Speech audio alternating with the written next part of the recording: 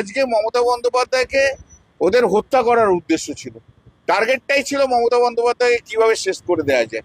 ভীষণভাবে বড় বড় পাথর পড়েছে, এবং যদি কাঁচটা খোলা থাকতো তাহলে আজকে এই মাথার কোনো পোর্শন দেখতে পেতেন না আপনার, মানে বাঁচতো না আর কি, বাঁচার কোনো সিন নেই।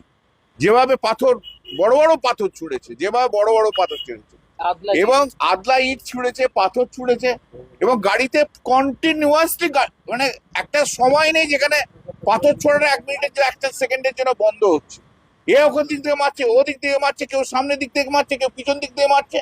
কিন্তু বেসিক্যালি টার্গেটটা ছিল মমতা বন্দ্যোপাধ্যায় যেখানে বসেছিলেন যে সিটটাতে, সেই সিটটার উদ্দেশ্যে বড় বড় বড় বড় সমস্ত পাথর, ইট সেখানে ছোড়া হয়েছে। এবং সেই অবস্থাতে আমরা গেছিলাম। কিন্তু যেহেতু ওখানকার বিজেপির যে এমএলএ, সেই এমএলএ আগে থেকে যে ওই ওনার যে মারা গেছেন তার স্ত্রীকে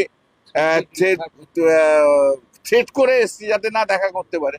এবং আপনারা দেখেছেন তো একটা ভিডিও, সেই ভিডিওতে বলে যে ওটা কি হয়েছে, পুলিশকে এখন 3rd ডিগ্রি দিতে হবে। এটা হচ্ছে লোকাল বিজেপি এমএলএ, তার ভাষা, সুদীপ্ত দাস, তার ভাষা হচ্ছে 3rd ডিগ্রি দিতে হবে। সেই ভিডিও তো দেখেছেন।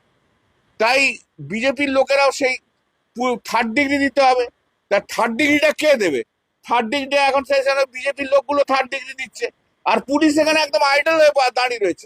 এইরকম ভাবে নীরব ভাবে পুলিশ দাঁড়িয়ে রয়েছে, ভাবা যায় না যে এই সমস্ত জিনিস পশ্চিমবাংলায় হচ্ছে যেভাবে। এবং আলটিমেটলি থ্রেট দিয়ে সে মমতা দিদি ওদের সঙ্গে, বাড়ির পরিবারের লোকেদের সঙ্গে কথা বলেছে। এবং আমরা এই কথাই বলতে চাই, আমরা এটা এখানে বিজেপি যতই ভয় দেখাক, যত ভয় দেখাক, এর মামলা সুপ্রিম কোর্ট পর্যন্ত যাব। কাস্টোডিয়াল ডেথ ছাড়বো না। Custodial death is a interest of the public, interest of the society. অতএব এই কাস্টোডিয়াল ডেথের এগেনস্টে যাব। যেভাবে অত্যাচার করেছে সেই অত্যাচারের যোগ্য জবাব দিতে হবে।